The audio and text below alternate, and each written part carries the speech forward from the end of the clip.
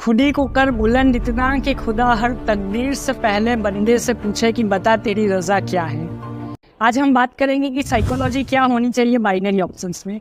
अब binary options में बहुत सारे सवाल होते हैं, बहुत सारी चीज़ें होती हैं। इंटरनेट पे जो वीडियोस आपको दिखाए जाते हैं वो बहुत ही कम है।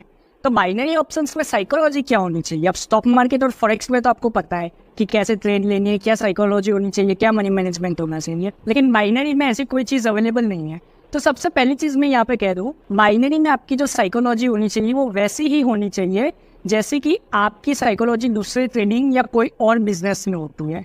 मतलब कि बाइनरी ऑप्शंस में भी कुछ आप रातों रात करोड़पति नहीं बन जाओगे, रातों रात कोई लखपति नहीं बन जाओगे। यहाँ पे भी आपको टाइम देना पड़ेगा। यहाँ पे भी आपको देखना पड़ेगा कि मार्केट कैसी चल रही है। मार्केट को डेली एनालाइज करना पड़ेगा, तभी आप मार्केट से पैसा निकाल पाओगे। अगर आप ये चीज़ नहीं करोगे, अगर आप एनालिसिस नहीं करते और ऐसा सोचते हो कि तुक्का मार के आप ट्रेड विन करोगे, तो बहुत ही गलत रास्ते पे चल रहे हो। आप ज़रूर एक ना एक दिन बड़ा लॉस खाओगे।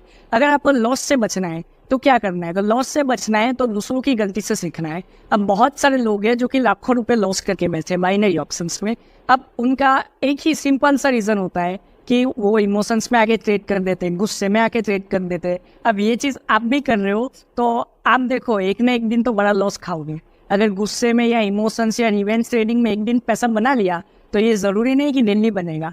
कभी ना कभी तो आप पैसा हारोगे ज़रूर, और वो दिन आपने जितना पैसा बनाया पिछले दिन सारे हार जाओगे। तो इमोशंस में ट्रेडिंग नहीं करनी और पैसे को लर्निंग पे इन्वेस्ट करो। इसके लिए मेरी 1-on-1 coaching class details description में। बाइनरी ऑप्शंस में जब भी कोई बंदा आता है ना, तो वो यही सोच के आता है कि यहाँ पे से तो लखपति बन जाऊंगा मैं।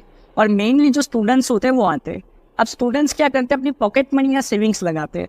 तो मैं हमेशा कहता हूँ स्टूडेंट्स से कि पहले अपनी कोई मेन इनकम सोर्स बनाओ। बाइनरी ऑप्शंस को स्टार्टिंग में साइड इनकम लेके चलो। जब बाइनरी ऑप्शंस आप सीख जाओगे, जब आप बाइनरी ऑप्शंस पे अच्छे हो जाओगे, पैसे बनाने लग जाओगे, तब आप बाइनरी ऑप्शंस को मेन इनकम बनाओ, कोई प्रॉब्लम नहीं हुई। लेकिन स्टार्टिंग में आपको बाइनरी ऑप्शंस को साइड इनकम लेके चलना है। और बाइनरी ऑप्शंस में मैं बहुत सारे लोगों को देखता हूँ कि 10-10, 12-12 घंटे तक मार्केट को देखते रहते हैं। ऐसा कुछ नहीं करना है। अगर ऐसा करोगे मार्केट में आके तो कोई फायदा नहीं है। इसको गधा मजूरी बोलते हैं, ठीक है, कि गधे की तरह मजूरी कर लो। ऐसा नहीं करना। 2-3 घंटा बहुत है डेली का। Slow and study win the race, simple. अब बाइनरी ऑप्शंस में जब आप आए तो क्या इंडिकेटर्स करना है स्टार्टिंग में यूज़। अगर आपने किया है यूज़ तो बंद कर दो, और अगर कर रहे हो वो यूज़ तो प्राइस एक्शन सीखो। क्योंकि इंडिकेटर से पैसा लंबे टाइम तक तो नहीं बनने वाला, और अगर बन भी रहा है तो समझ जाओ वो टुक कैसे बन रहा है। मनी मैनेजमेंट तो आपको अपने हिसाब से डिसाइड करना पड़ेगा।